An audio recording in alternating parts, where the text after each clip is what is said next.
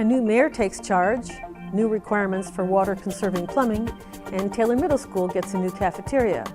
All that and more coming up next on MCTV Millbrae News.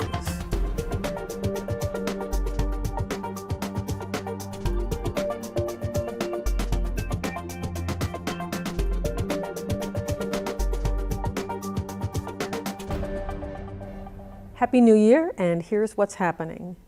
Mayor Wayne Lee took the oath of office on December 10th to an enthusiastic audience of fans, family, and well-wishers at MCTV's first live telecast from the Community Center.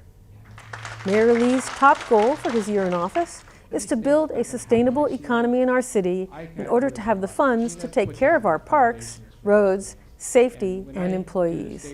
He asked outgoing Mayor Gina Pappin to head a task force to make Millbrae a more attractive location for businesses, shoppers, travelers, and residents, helping us to compete with our neighboring cities. The meeting also included Gina Pappin receiving many accolades for her years of service and the swearing in of Ruben Holliber and Ann Oliva to their 4-year terms. During the December 10th meeting, no vice mayor was chosen. A special city council meeting has been scheduled for January 7th to discuss the vice mayor position. There are some important new building regulations.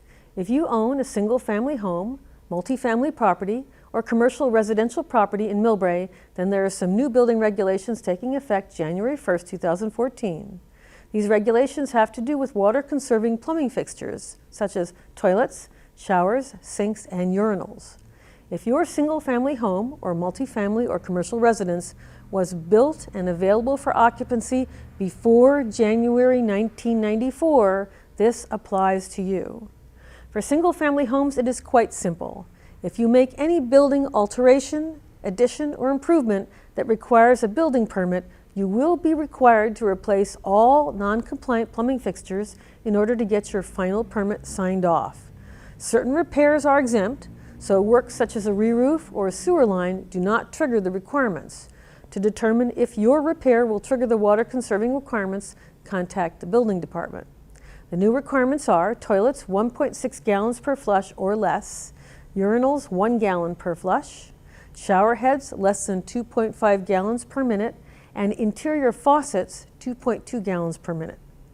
For multifamily residential and commercial residential, you are required to comply with the new regulations depending on the type of construction, alteration, or modification that is planned, the size, the scope, the cost, and the type. Plus, there are additional regulations that apply to newer buildings, which take effect in 2017, and regulations regarding disclosure upon sale of the property. There are also some exceptions, for instance, historic buildings. To read the full ordinance, search for California Civic Code, section 1101.1 to 1101.8.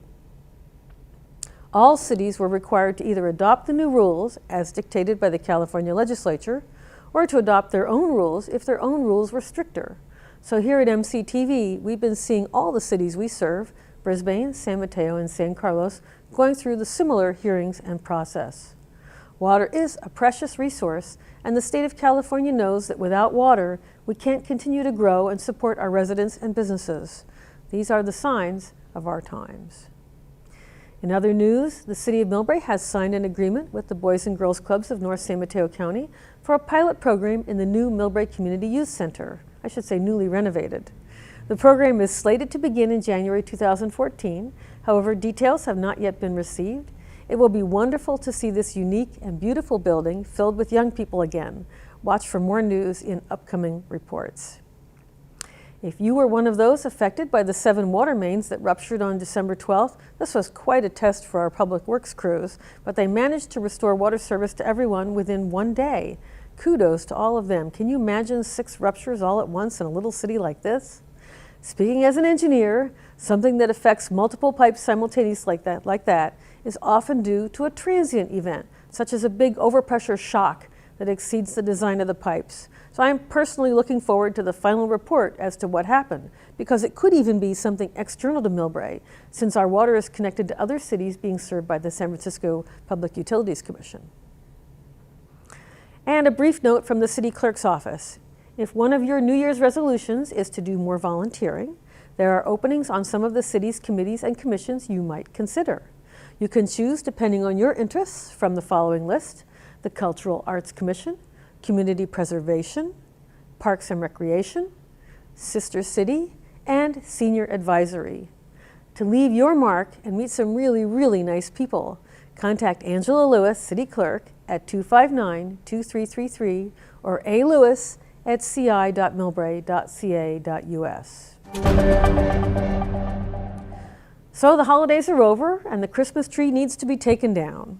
South San Francisco Scavenger will pick up your tree, but the rules are different depending on the size and type of tree. Live, unflocked trees under 6 feet tall will be picked up for free on your yard waste day. Leave the tree in the usual location for your yard waste container. If the tree is taller than 6 feet, you may need to cut it into 2 pieces. Live flocked trees are considered garbage, not yard waste.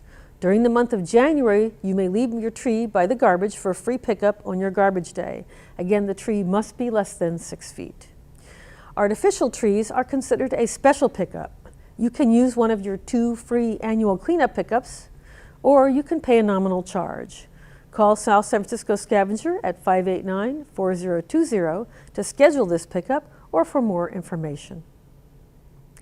The 15th Annual Millbrae Excellence in Business Awards Dinner will take place on Thursday, January 16th at 5:30 p.m. in the El Rancho Inn Palm Room. Honorees will include the Millbrae Business of the Year, the Millbrae Restaurant of the Year, the Beautification Award, and the Chamber Excellence Award. Normally, at the end of December, we receive an announcement regarding who the winners are, so watch for MCTV to see who won this year. For more details about the Millbrae Excellence in Business Awards, please visit the Chamber website at www.millbrae.com, where it's posted on the calendar and you just click on the link. In school news, the big story for the Millbrae Elementary School District is the opening of the beautiful new Shea Center, a combination cafeteria, gymnasium, and meeting facility on Taylor School campus grounds. MCTV was there with our cameras, and we invite you to see the event through the eyes of our cameras.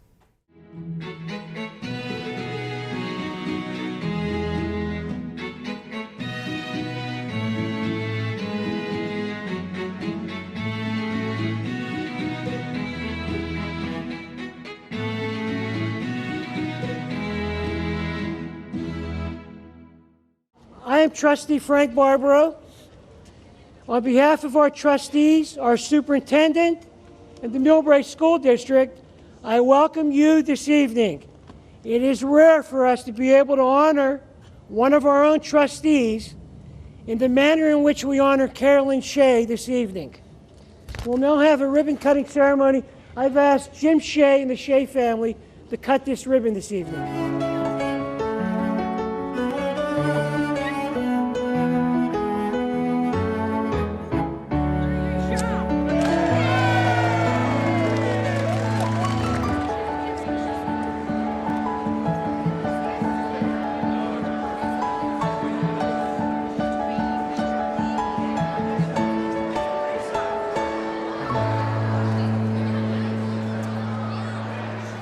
In other school news, registration for new students entering Millbrae School District and students entering kindergarten for the 2014-15 school year will be held January 15th to February 21st.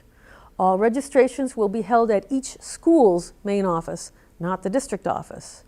The elementary school registration is dependent upon the student's address and classroom space availability.